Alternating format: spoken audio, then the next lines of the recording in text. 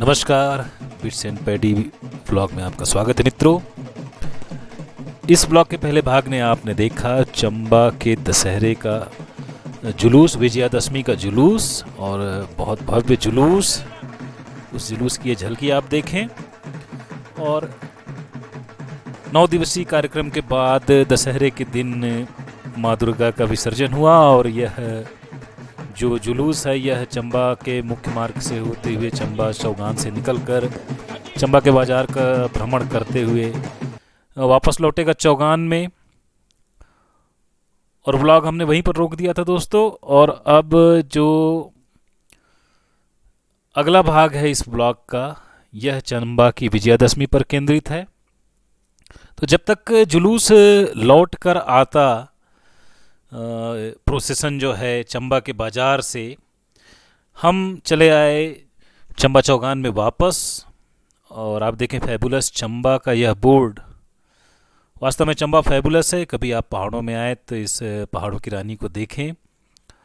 और हम आगे चौगान में जायजा लेने के लिए, लोग अब रावण दहन का आनंद लेने के लिए यहाँ पर एकत्रित हो रहे हैं। और बहुत जल्दी ये प्रोसेसन लौट कर आएगा यहाँ पर। जो जुलूस है और भगवान राम का जो जुलूस है, और ये वापस लौट कर आएगा विजयादशमी का जुलूस। और इसके बाद हम दशहरे का आनंद लेंगे दोस्तों यहाँ पर। तो देखें कितनी विशाल भीड़ है, और ये पुतले तैयार हैं दहन के लिए। और चंबा शहर का खूबसूरत दृश्य पीछे दिखाई दे रहा है। ये प्रसिद्ध दशहरा है चंबा का, और जल्दी ही जुलूस लौट कर आएगा यहाँ पर।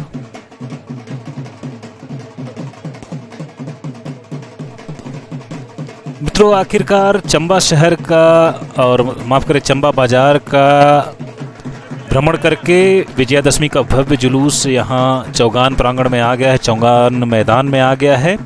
और बहुत जल्दी ही यहाँ पर रावण दहन का कार्यक्रम होगा। और जिला प्रशासन के लोग आ गए हैं। मैदान बिल्कुल लोगों से खचाखच भर गया है। बहुत ही भव्य आयोजन है, ढोल नगाड़े बज रहे हैं। और अब आप देखें ये तैयारी भी हो चुकी है।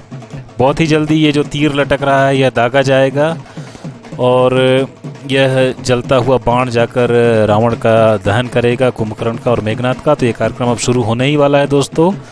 और बहुत जल्दी मेघनाथ के पुतले का दहन होगा, फिर कुंभकर्ण का, और उसके बाद रावण का दहन। इसके साथ ही विजयादशमी का कार्यक्रम समापन हो जाएगा और शाम को होगा राम दरबार।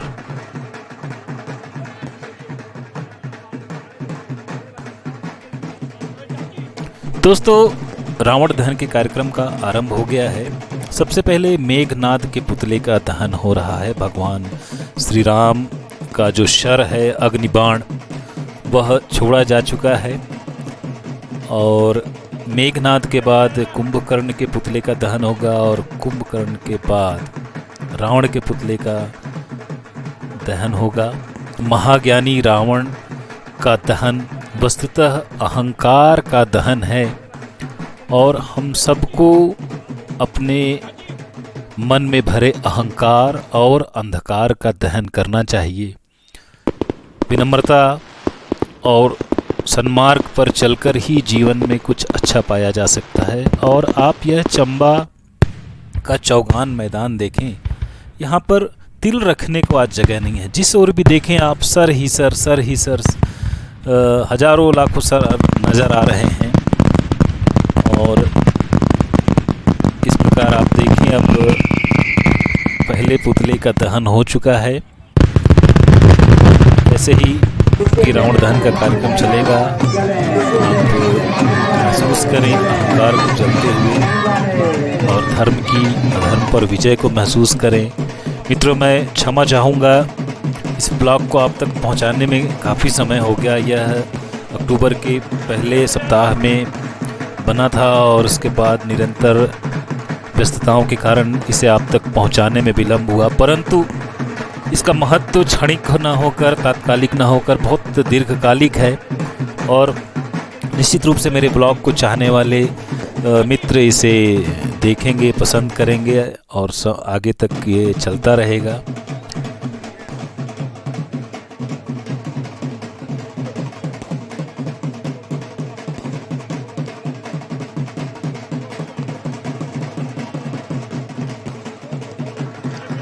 मित्रों, मेघनाद के पुतले के दहन के बाद यह रावण के भाई कुंभकर्ण के पुतले का दहन है। और वास्तव में देखिए तो मेघनाद और कुंभकर्ण जो हैं उन्होंने अपनी पिता की सहायता करते हुए प्राणोत्सर्ग किया था।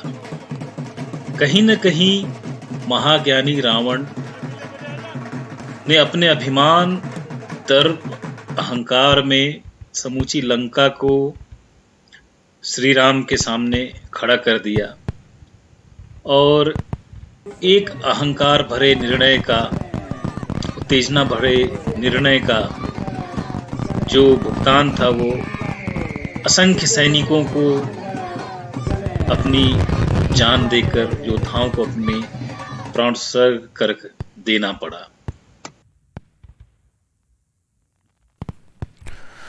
मित्रों, अब मेघनाद और कुंभकर्ण के पुतलों के दहन के पश्चात रावण के पुतले के दहन की बारी है। महाज्ञानी रावण, जिसके पास समग्र ज्ञान था, महाज्ञान था, परम ज्ञानी, लेकिन एक अहंकार ने रावण का अंत कर दिया। यदि अहंकार नहीं होता तो रावण का अंत न होता। पर जैसा कि कहा गया है कि समग्र संपूर्ण कोई नहीं होता, रावण भी संपूर्ण नहीं था। इतना ज्ञान होने के बाद भी संपूर्ण नहीं था, अहंकार था। इसलिए हमारा ये कर्तव्य बनता है कि हम अपने मन में कभी भी संपूर्ण ज्ञान का अहंकार न पालें और अपने आप को निरंतर प्रक्षालित करते चलें, साफ करते चलें, मांजते चलें और अहंकार के मद से अपने आप को निकालते चलें। और अब रावण दहन के पश्चात मैं आपको मिलवाऊंगा ऐसे कलाकारों ने जो पिछले 9 दिनों से चंबा की रामलीला में अपना स्वर देते आए। सिंह बंधु जो कि यहाँ पे शब्द के गायक हैं, प्रसिद्ध गायक हैं, और हमारी उनसे मुलाकात हो गई चंबा के मैदान में। हमने उनसे बातचीत की और उस बातचीत को दर्ज कर लिया। पिछले 9 दिन तक जो यहाँ पे रामायण का गायन हुआ उसमें नेपथ्य से जो गाने की आवाज़ आया करती थी और जिस पर मैंने 2 व्लॉग आपके सामने प्रस्तुत किए, उसमें इन्हीं सिंह बंधुओं की आवाज़ थी। और ये मैं मिलवाता हूँ आपको सिंह बंधु। और ये जो हमारे सिंह साहब है, ये चंबा की शान है। मैं कहूँ तो जैसे गुरु अमित बानी, अगर मैं कहूँ वो भी उनके लिए कम है, जो कि इस छोटी सी उम्र में इन्होंने जो मुकाम हासिल किया है वो हमारे लिए बहुत ही खुशीदायक है कि चंबा का नाम ये और वाहेगुरु जी का खालसा, वाहेगुरु जी फतेह। बड़ी अच्छी खबर बताई कि जैसे कि आप अपने पीछे बिल्कुल कैमरा घुमाएं, बिल्कुल पीछे, जैसे कि आपको लाल गेट दिख रहा है वहाँ पे। जी जी, ये जो है हरिराय का मंदिर है विष्णु भगवान जी का। जी, तो मैं यहाँ का पुजारी भी हूँ। जो रामलीला जो होती है उसका प्लेबैक जो म्यूजिक दिया जाता है, प्ले म्यूजिक जो है by singer mister Kamaldeep Singh, Kalpreet Singh. देखो मैंने तो आप दोनों अच्छा, तो आप इनके पिताजी हैं। क्या नाम बताया आपने? जसवीर जी। आप कमलदीप जी और आपके छोटे भाई पनप्रीत सिंह। मैंने तो मतलब रामलीला का जो मंचन होता है, तो जो पीछे से नेपथ्य में गायन होता है वो इनके द्वारा गाया। अच्छा, तो असली में रामलीला देख रहे थे, हम आए थे उस दिन। और रामलीला भरत, जिस दिन भरत मिलाप था और राम जी का वनगमन था, तो हमको ये आश्चर्य हो रहा था कि ये इतना बढ़िया गायन हो कहाँ से रहा है। क्योंकि सामान्यतः मतलब जब छत्तीसगढ़ में और मध्य प्रदेश में रामलीला होती है तो गायक वृंद है वो आगे ही बैठे होते हैं। सर मैं आपको बता दूं, इस चंबा चौगान का ऐतिहासिक जो है बहुत ही रहस्यमय है। ये जो चंबा का चौगान देख रहे हैं जहाँ पे आप खड़े हैं, ये शिव भूमि के नाम से जाना जाता है। अच्छा, ये चौगान जो शिव भूमि है, यहाँ पे जो पहला स्टे हुआ था, यहाँ पे एक मणिमेश यात्रा लगती है जो कि लास्ट स्टेशन है भोलेनाथ का। जी। तो भोलेनाथ जो है पहला स्टे इसी चौगान में हुआ था। अच्छा जी, भगवान भोलेनाथ का ही। ये स्टेट टाइम में बता दूं, एक ही चौगान हुआ करता था। और इस चौगान को लेवल के करने के लिए देवदार के बड़े बड़े पेड़ काटे गए थे और यहाँ पे चट्टाने थी। अच्छा। और इसको लेवल में लाया गया था। जी इसलिए ऐतिहासिक मैदान है। हाँ, ऐतिहासिक मैदान है। तो बहुत बहुत धन्यवाद शर्मा साहब आपका इस जानकारी देने के लिए। जी अब आप मैं सभी मिलके बहुत खुशी हुई। मैं चाहता हूँ आपको हमारी तरफ से कुछ कोई भी हमारी तरफ से आपको हेल्प चाहिए या किसी भी तरीके का आपको कोई जानकारी लेनी है तो हम आपके लिए 24 आवर्स जो है हमारी ओर से आप सर्विस ले सकते हैं। बिल्कुल बहुत बहुत धन्यवाद। दशहरे के जुलूस का आनंद उठाने के बाद, रावण दहन देखने के बाद अब हम जा रहे हैं वापस अपने गेस्ट हाउस और लौट कर आएंगे राजा रामचंद्र जी का दरबार देखने के लिए। दोस्तों इस ब्लॉग को शेयर करें, सब्सक्राइब करें, सपोर्ट करें। बहुत बहुत धन्यवाद। बाय बाय, नमस्कार, शुक्रिया दोस्तों।